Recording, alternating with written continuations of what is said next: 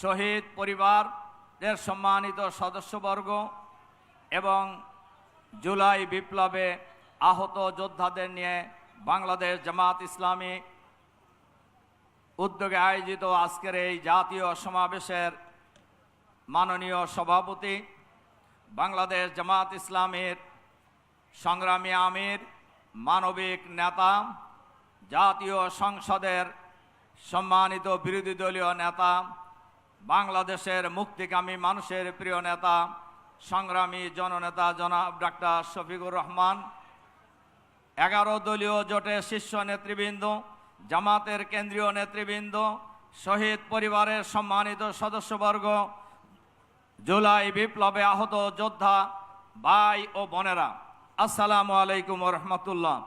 সংগ্রামী ভাই এবং বন্ধুগণ, নেতৃবৃন্দ বক্তব্য রাখবেন। আমি শুধু দুটি কথা বলতে চাই। বর্তমান যে সরকার, এই সরকারের প্রতি মাঝে মধ্যেই করুণা হয়।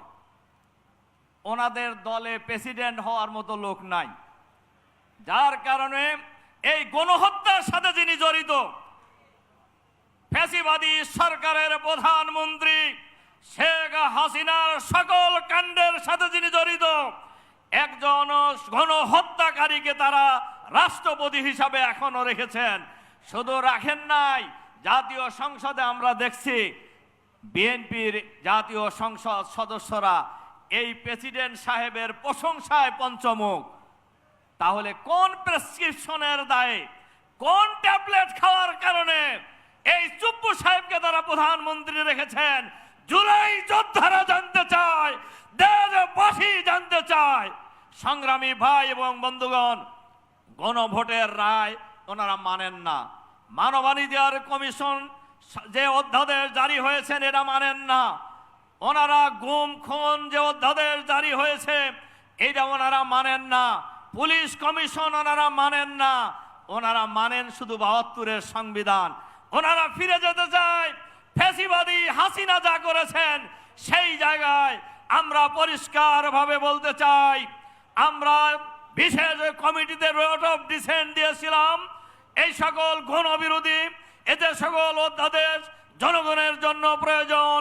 এই মানবাধিকার কমিশন, গুম খুন কমিশন, পুলিশ কমিশন, গণভোট এবং সুপ্রিম কোর্টের আলাদা সচিবালয় প্রতিষ্ঠা সহ যে মৌলিক সংস্কার হয়েছে গণভোটের মাধ্যমে, এগুলির ব্যাপারে আমরা সরকারি দলের বাড়াবাড়ির পরও আমরা নোট অফ ডিসেন্ট দিয়েছিলাম। কার্য উপদেষ্টা কমিটিতে যেখানে প্রধানমন্ত্রী আছেন, বিরোধী দলীয় নেতা আছেন, ওনারা আলাপ আলোচনা করে বিশেষ কমিটির মিটিংও হয়েছে, আলোচনা হয়েছিল। সব অধ্যাদেশ পার্লামেন্টে আসবে, আলোচনা হবে। কার্য উপদেষ্টা কমিটিতেও আলোচনা হয়েছিল, সব অধ্যাদেশ পার্লামেন্টে আসবে। কিন্তু ওনারা এই অধ্যাদেশগুলি পার্লামেন্টে আনেননি। শুধু সংখ্যাগরিষ্ঠতার জোরে নয়, গায়ের জোরে এগুলিকে বাতিল করে দিয়েছে।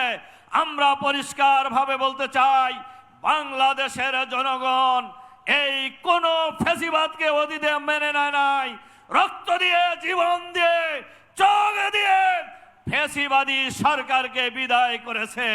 যাদের মধ্যেই ফ্যাসিবাদের কুশাসন লুকায়িত আছে, মনের মধ্যে ষড়যন্ত্র লুকায়িত আছে, আমরা তাদেরকে পরিষ্কারভাবে বলতে চাই, ফ্যাসিবাদী সরকারের একটা জায়গা ছিল।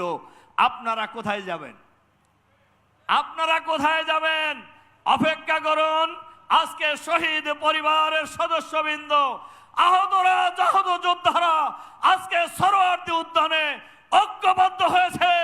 ঐক্যবদ্ধ আন্দোলনের মধ্য দিয়ে আমরা জনগণের অধিকার বাংলাদেশে প্রতিষ্ঠা করেই ছাড়ব ইনশাআল্লাহ। এটাই হোক আজকের এই গণভোট বাস্তবায়নের দাবিতে শহীদ পরিবারের সদস্য দিনে আয়োজিত এই সমাবেশের অঙ্গীকার। আল্লাহ হাফেজ। বাংলাদেশ জিন্দাবাদ। বাংলাদেশ জামাত ইসলামী জিন্দাবাদ। 11 দলীয় ঐক্য জিন্দাবাদ। আসসালামু আলাইকুম রহমতুল্লাহ ওয়া বারাকাতুহু।